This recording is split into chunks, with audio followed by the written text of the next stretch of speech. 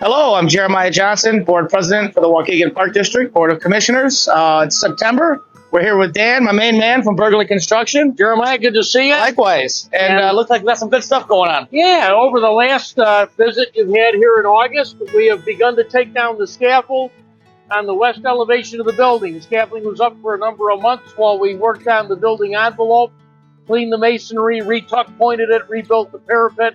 You can see how beautiful that looks now, and we're turning the corner into other phases here. We began to backfill the addition, which you can see off in the distance. That's the addition of the building, which will have the elevator, the bathrooms, gallery space, and new staircases. But that's been partially backfilled. And tomorrow we're bringing the geofoam, which is the rest of the backfill, which will be installed, which will get us back up to grade. Awesome. Now we can go inside and look at a couple other things we were working on. Very good. All right, now we're inside the Carnegie on the main level, the existing building. And you can see in the ceiling, we've got two gentlemen from the United States Fire Protection Alliance. They're working on installing the rough-in for the sprinkler system. So one of the upgrades to the building is that this building will be fully sprinklered. So if there were a fire, heads would go off and extinguish it. So that's an added benefit for the project here that was not here for the last 120 years. That's for sure. So that way it'll be brought up to current code. Okay, now we're outside on the ramp at the east elevation of the building, and you can see the superstructure for the new addition. That's the elevator shaft. You can see the mid-level that we just saw connected up with the existing building. Then you've got the upper mid-level, the first floor, the upper basement and lower basement. So 1, 2, 3, 4, 5 different elevations here. And this addition will connect with all the existing 5. So a very unique project with all the different level changes. Okay, now we're in the boiler room, the old boiler room, the existing Carnegie building. And this will be converted to the new mechanical room, which will serve not only the existing Carnegie, but the addition. This is not a very large room, but we have a lot of gear that's going to fit in this room. It's kind of a logistical challenge on how we're going to get all this ductwork, all this equipment, all the boilers set. So you can see it's a very compact area. Sure. It'll be a very efficient design because we're not taking up a lot of real estate.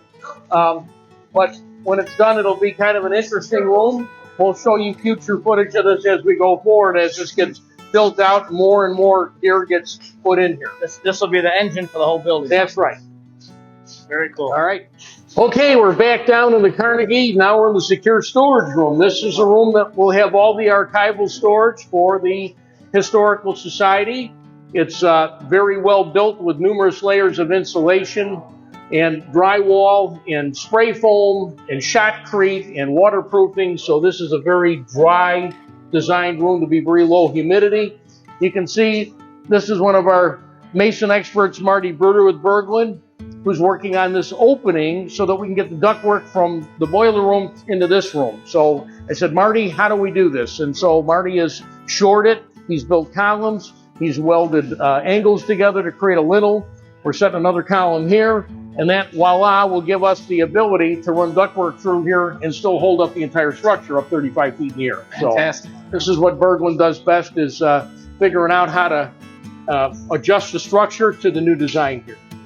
All right, Jeremiah, we're on the first floor deck in the new addition for the Carnegie addition. And you can see we poured the concrete floor last Wednesday. There's 6 inches of concrete that's been poured on top of metal deck for the mid-level and the first floor. This is what we were just under. We are just under this, that's correct. And you can see we have one more hole to create in order to connect up the first floor new with existing. Okay, so that's the next thing. We're putting the shoring in for this in the next couple of days.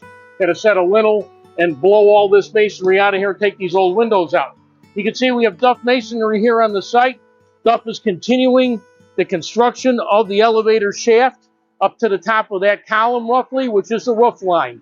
And then next week, later on in the week, Wednesday or Thursday, we'll be erecting steel for this last piece. And that will top out our building as far as the new addition is concerned, which will be about 4 or 5 feet lower than the existing building.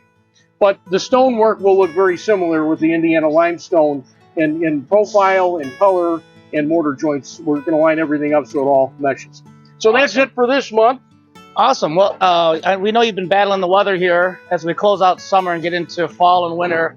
how much does that play a role in Well, we have to take some additional precautions with winter protection as we go through and keep an eye on the elements. And, we might have to do some temporary heating, so on and so forth. But we will keep it going so that we can wrap this up, in the next year. We're supposed to wrap up by February of next year. You got it. Looks great. Thank you so much. Thanks for coming out, Jeremiah. See you in October. Thank you very much. All right.